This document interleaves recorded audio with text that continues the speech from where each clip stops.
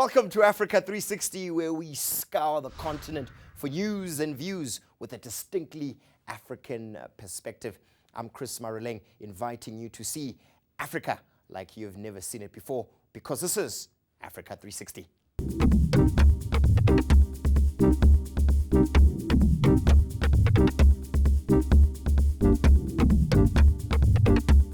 This week we're talking aid in Africa. Is international development aid a hindrance or help? But before we get into that, Africa 360 producer Lindsay Schutel puts the argument in its correct context. From volunteers to celebrities, helping Africa has never been more fashionable. Africa's vulnerability to natural disaster and decades of conflict means the continent gets the lion's share of overseas donor aid. And ongoing insecurity means campaigns for more donor assistance will continue. Dividing the aid pie is a matter of national interest for donor countries, and it's meetings held by the world's northern powers that decide just which sectors get aid. A myriad of NGOs, from health to education and even media and governance, facilitate the funds and infrastructure on the ground. But aid detractors believe that if the money was invested instead of donated, Africa wouldn't need assistance at all. The African Development Bank is becoming one of the largest aid donors on the continent, and the bank's focus on trade over aid has made it a popular choice among local leaders, especially since it falls in line with the African Union agenda. But the backing of political leaders doesn't guarantee that aid will be distributed evenly, or that those who need it will even have access to it. While aid may be helpful in cases of extreme poverty or disaster, the political concessions that come with that helping hand have made an otherwise noble gesture a controversial one. Lindsay Schutel, Johannesburg. Well, that was Lindsay Schutel giving us some context around the state of aid, particularly in Africa. So let's break down the numbers to see just who gets what in the global aid game. As you can see from the graphic coming up here, most of the aid comes from the so-called developed northern states, countries like Canada, the Netherlands, indeed Spain, and others like Sweden and Norway top that list. Of that list, the United States and Scandinavian countries remain the largest source of aid. That's in spite of this shifting global economy. Of the $136 billion in aid that circulated the globe in 2011, Africa received almost half of that, with $51 billion coming our way. That's in terms of that aid money. Most of the aid, especially social and humanitarian packages, go to rebuilding post-conflict environments like Rwanda and Mozambique, for example. But the top recipients of overseas aid in Africa is the Democratic Republic of Congo, at the heart of Africa. So take note, though, that some of the top aid recipients are also the continent's economic performers. You're probably asking why that may be the case. That is because a lot of people point out that they're starting from a very low base, notwithstanding this huge economic surge in their economies. The African Development Bank estimates that the economies of countries like Rwanda have been growing steadily since 2011. Its 5-year projection estimated countries could achieve upwards of 7.2% growth. And that's thanks to foreign and local investment. But proponents of aid would actually argue that development aid has laid the foundation for this economic success that we've seen in these countries, and that the gap between the rich and the poor is a sign that more aid is needed. Others believe aid should be replaced by trade in Africa. Which brings us to the question of the day. Why aid for Africa? Well, to answer these questions and more, I sat down with those in the know to discuss the legacy of donor aid in Africa. Our guests included South Africa's Trade and Industry Minister Rob Davis, Chairman of the Global Alliance for Improved Nutrition, Jay Naidoo, Africa's Regional Director for the UN Millennium Campaign, Charles Abugre, and Winnie Byanyima, the new Executive Director of Oxfam.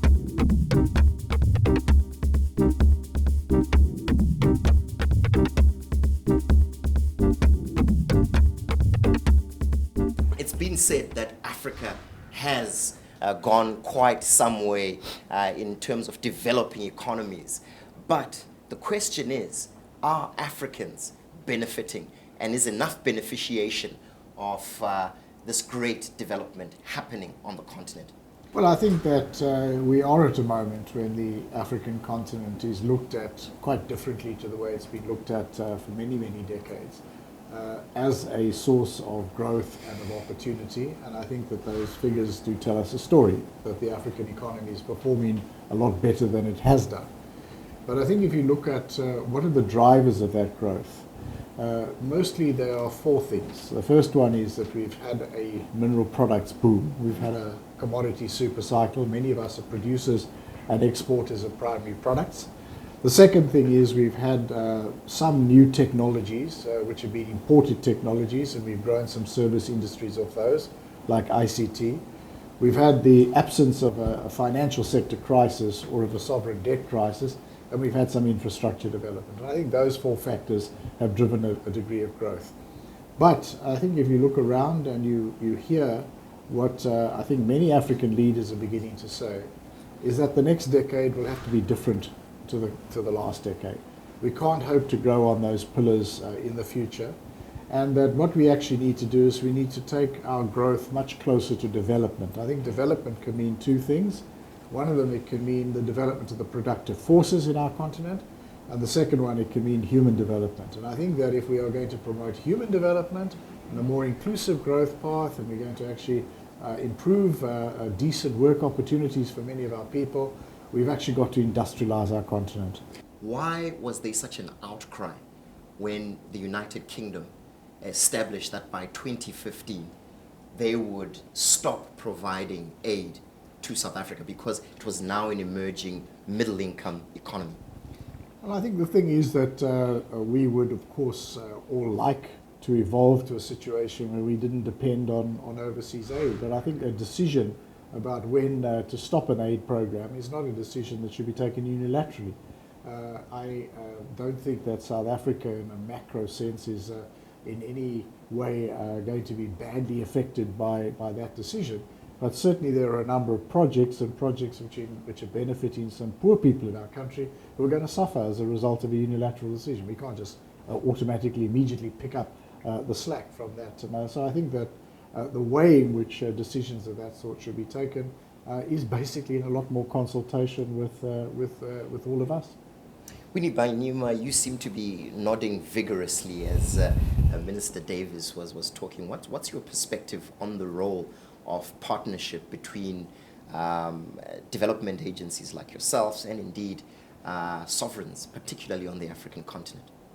I think the minister is right that this issue of aid, that it's not a question of a unilateral decision, that there are commitments that must be respected. But by and large, we are arguing for African countries to own the development agenda. That's the main aim. That's where we are going.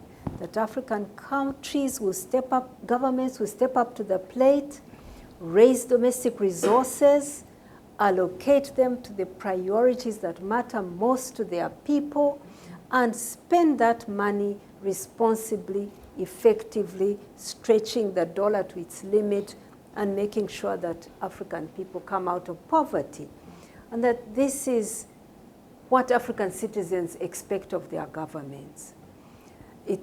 We are not looking at continuous dependence, but we are saying that aid has a role to play to help us get there. Well, I think the core of our problem is governance.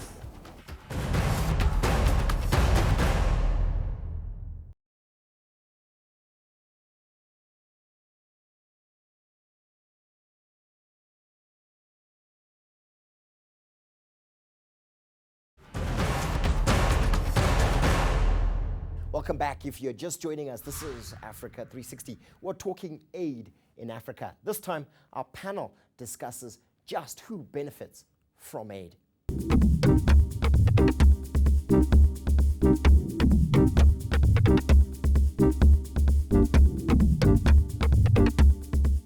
There's a lot of criticism particularly from northern governments, Western governments, that they really use this aid to introduce conditions or conditionality, and in that way influence the policy perspective? Of course, we do not want prescriptions in Africa. We do not want governments to be told what to do. But also, that doesn't mean that what Africans want is that governments go and make secret deals and are not held accountable, and resources get spent, minerals are being shipped out of the countries. We don't know where the money is going. You don't know how much is being spent. No. What Africans want to see is accountability by the leadership and responsibility. So conditions, no. We don't want paternalism. But on the other hand, we want responsibility from our governments. And that speaks to the issue of active citizens. That's what Oxfam is about. What we need to do in Africa is not really interrogate overly this question around aid, but generate new models for Africa to begin trading with itself. Do you see these kind of perspectives developing traction? Is this just a pipe dream? Well, I think the core of our problem is governance. Because governance is not just about having regular elections. Governance is about the delivery of the human rights and the basic rights that citizens are entitled to. The elephant in our room in Africa is our governments. That's where the money is. Aid is a small proportion of that. So if we can get governments to do what we pay them to do, whether they are ministers like my good friend Rob, or whether there's a president, or whether it's officials, if you are paid a salary, do your job. And so if we can improve governance in the way in which we improve the systemic and structural issues of delivery of what are the rights of people to quality education, quality health, to water, to housing, to electricity, these are rights that we have as people. And people always know better than their leaders, especially governments. So we've got to start listening to the people. In many ways, this vast mineral boom that we've seen in Africa creates reverse accountability, where governments feel more accountable to the clients that they service or provide these minerals to, not necessarily their citizens. Extreme underdevelopment makes accountability exceedingly difficult. Extreme underdevelopment means that the institutions themselves are very undeveloped. The capability to finance political institutions are very low. The ability of people to organize is small. The gap between expectations of citizens and leaders is quite wide. People who govern extremely poor countries have a hard time, even if they are the most well-meaning. That brings me back to the point that the minister has made. We really must relate the capability for accountability with the way in which we build the productive, use the term productive forces, but really make our productive system work to generate incomes, generate the taxes, but even generate the institutions in the economy that itself strengthens the capability for accountability. But then there is the minerals question. The minerals question indeed is, it's not simply that the minerals by themselves create problems of accountability. It is that when you have a mineral boom at a time, when your systems of governance themselves are weak, your cultures of accountability is weak, then it is very easy for the leadership to ignore its citizens by basically building a relationship with the mining companies that generates the revenue from which they can run the rudimentary of the state infrastructure and finance themselves. One of the key things that I've noted in Africa is that there is a lack of trust, really, of civil society, because some governments, many governments in Africa, view them really as agents of regime change, playing in the politics, using development as a way in. We would be naive if we didn't think that there is a policy agenda that is partly driven by aid and also by organizations which are in receipt of aid. So I think that there's a difference between demanding that where aid funds are made available, that there's proper accounting for the use of those aid funds, which I think is perfectly correct, and policy demands that go along with that. And let's not be naive. Some of those include that we should not add value to the mineral products of our countries. We should continue to supply raw materials to outside parts of the world, that we should follow policies which are policy prescriptions which are actually in the interests of outside players. And some of those find their way through the civil society discourse, through aid relationships. I think that's so there is that's part of the story. So there is some distrust. Well, by governments I think there's a difference between local-based community organizations, local-based civil society, and foreign-funded agendas, which sometimes the space between the two is a bit blurred. Yeah, I want to come in. I think that we must not be lost to the fact that the challenge now is not so much about fighting extreme poverty as it is about fighting inequality. That everywhere you go in the world now, you're going to find widening gaps between rich and poor. And that even the countries that are growing the fastest are leaving their poor behind. So for us, from civil society, we see this as a challenge everywhere. Yeah, I was the minister that coordinated donor aid in the first Mandela government. And it would be naive for us to believe that donors don't have agendas. Everyone has an agenda, you know. So whether it is the Beijing consensus or the Washington consensus, there is everyone has an agenda that works in this in our continent. So first of all, accept that there are agendas, you know, and then there's a specific agenda around development aid directed towards delivery. And as you know, in the first Mandela government, you know, every donor wants to build a hospital or a clinic or a house and put their flag on top of it. And no one thinks about the recurrent expenditure of it. So yes, we have to address those issues of how it integrates into the development agenda of a country. But then there's a donor aid that goes towards social justice. And this is where I have a dispute with the thinking of my current government. Because anyone who receives money for fighting for the very issues that we have fought for in this country, quality education, and receives international donor funding, is seen as a counter-revolutionary. It's wrong. It's wrong when we are fighting for quality education and funds may be coming from overseas. I'm not saying that the current minister is saying that, but I've heard very senior politicians talk about them being counter-revolutionary. It's a ridiculous argument to make. So shouldn't we go into the area of tax justice and how multinationals are robbing our countries?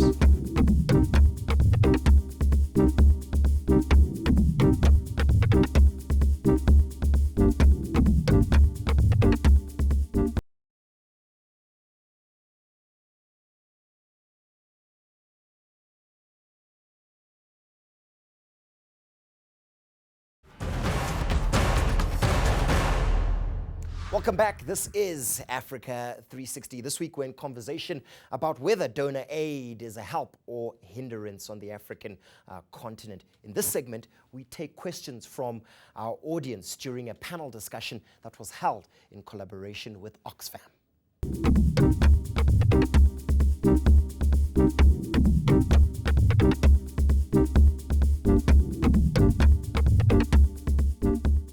We know that millions, billions of dollars are flowing out of our countries because of the fact that multinational companies are using transfer mispricing, illicit financial flows, you know, putting money into tax havens, etc. So shouldn't that we be concentrating more stronger on that? Because we know there's so many studies that shows in Africa, SAB Miller, they didn't pay a single amount of tax in Ghana. We can go into Zambia, where Glencore didn't pay. We can go on. I mean, not only Europe or UK, where now we have the big debates about Starbucks, etc., but we know in Africa it's happening all the time. So shouldn't we go into the area of tax justice and how multinationals are robbing our countries? Well, I absolutely agree. I mean, more important than aid is illicit tax flows. And there we need compliance. We need law. We need people to be thrown in jail for doing that. And yes, there's a very thin line between being illegal and compliant, you know. So, you know, a lot of these tax havens operate on the basis that it is still legal not to pay the tax. And this requires a concerted global effort. We need transparency. So when a company comes in and gets a mining license and it pays money over to someone in government, we want to know who's getting the money, what's happened to the money, how's it been accounted for in the national books of the country. So I think it is a global response, and we need action in the countries where these companies come from to force disclosure and to hold these companies accountable in terms of criminal prosecution if they do things that are illegal.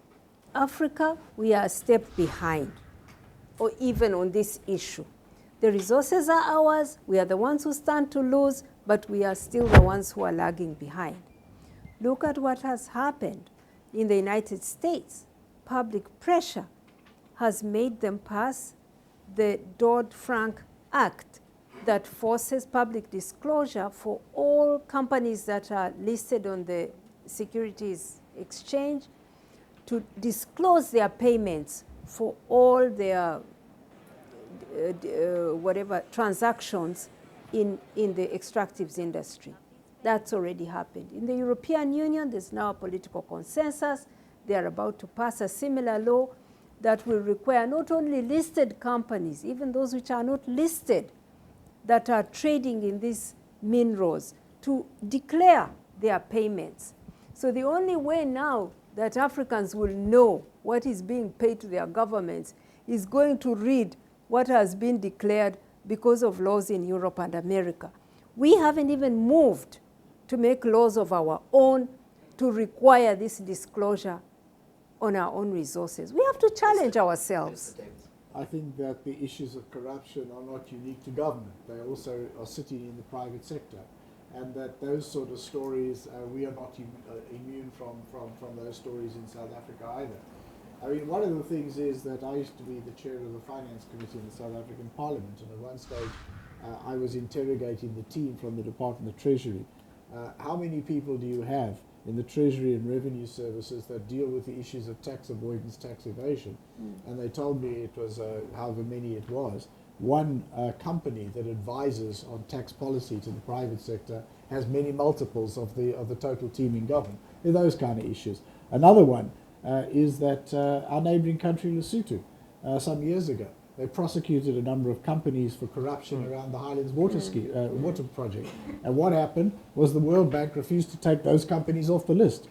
They'd been found guilty.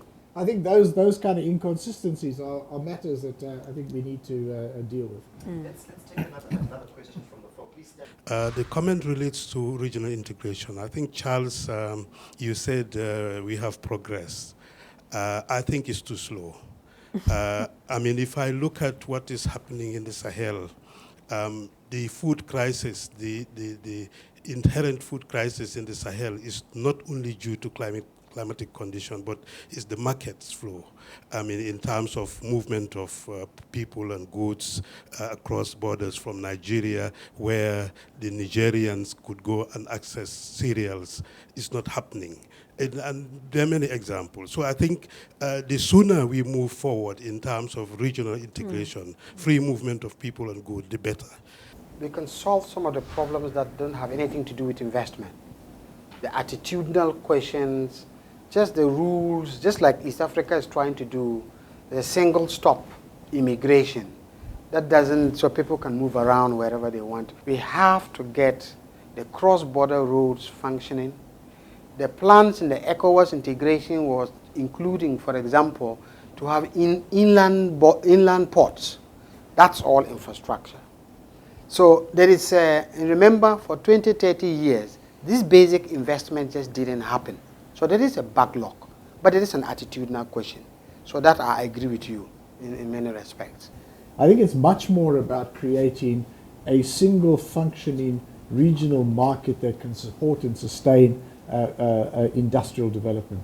And in that regard, I would put forward the proposition that what we need to do is now to focus on broadening integration across large swathes of the African continent, rather than trying to deepen integration within existing regional communities. That's why we're engaged in the SADC COMESA East African Community the way to Project. go. But Charles is quite right. The physical infrastructure is fundamental.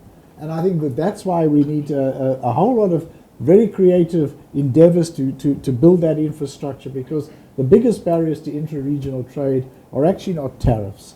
There may be some aspects of trade facilitation. Much more important, they're inadequate infrastructure and underdeveloped production structures. That's the agenda I think that we need to be pursuing.